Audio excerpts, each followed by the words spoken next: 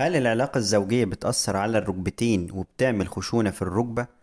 لو عايز تعرف إجابة السؤال ده تابع الفيديو للآخر.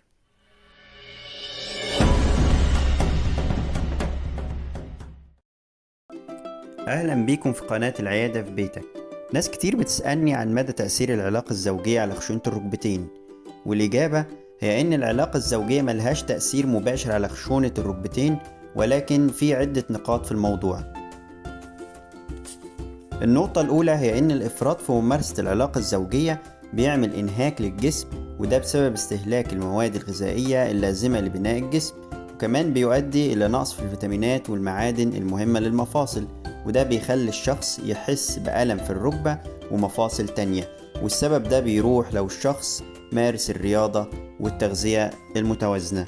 النقطة التانية هي الوضعية اللي بيتم اختيارها أثناء ممارسة العلاقة الزوجية، ودي ممكن تكون هي السبب في ألم الركبة، وده ممكن ينتج من رقم 1 تعرضك لإصابة بالركبة قبل كده، رقم 2 التهاب في المفاصل، رقم 3 الوزن الزيادة.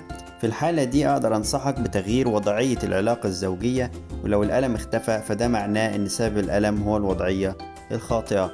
النقطة الأخيرة اللي ناس كتير بتسألني عنها هي المدة اللي المفروض المريض يمتنع خلالها عن ممارسة العلاقة الزوجية بعد عمليات غضروف الركبة.